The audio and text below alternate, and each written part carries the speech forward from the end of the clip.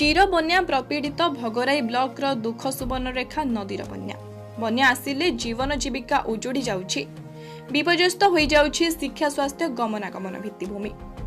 बन्या प्लावित 18 गोटी पंचायत मध्यरु नदी तटवर्ती आरुहावृत्ति खरीद पिपल कुंभीरगड़ी रसलपुर नारायण महांती वड़िया आदि पंचायतवासी आतंकित अवस्था कालतीपात करती।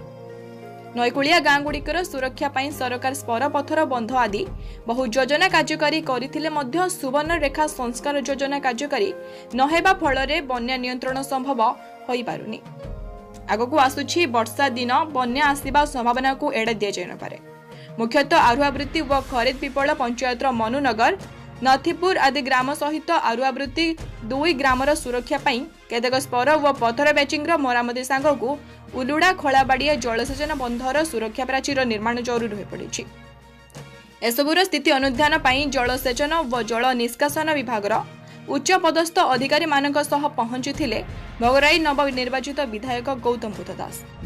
निर्वाचन मंडली सुवर्णरेखा बन्या द्वारा सबुठ बेसी क्षतिग्रस्त होता अंचल आरुहावृत्ति पंचायत ये दुईटी पंचायत सुरक्षा करने राज्य सरकार बहुत आगु स्पर निर्माण कर नदीबंधर पत्र पैचिंग किंतु आम देखा आसूर ड्रेनेज डिपार्टमेंट और इरिगेशन डिपार्टमेंट अफिसर मान मुझे स्पट विजिट करने आम अंचलवासी सुरक्षित अच्छा कि ना। आगे वर्षा दिन आसूसी वर्षा दिन में बन्यार आशंका रही बन्या समय कौन रिपेयर आवश्यकता अच्छी कौन नुआ प्रोजेक्टर आवश्यकता अच्छे से विषय में आज आलोचना करूँ। ग्रामवासी मैंने पंचायतवासी मैंने जहाँ प्रपोजाल्स देते से प्रपोजाल्स को अनुधान करा डिपार्टमेंट जो हायर अफिसर समस्त स्पर व असुरक्षित नदीबंधर स्थिति अनुध्यान करने सह आवश्यक जरूरी मरामती पाई विभागीय अधिकारी मानकु परामर्श देवा सहित आगामी दिनर जेकोसी जरूरी परिस्थिति पाई सतर्क रहिबाकु मध्य विधायक निर्देश देइछन्ति।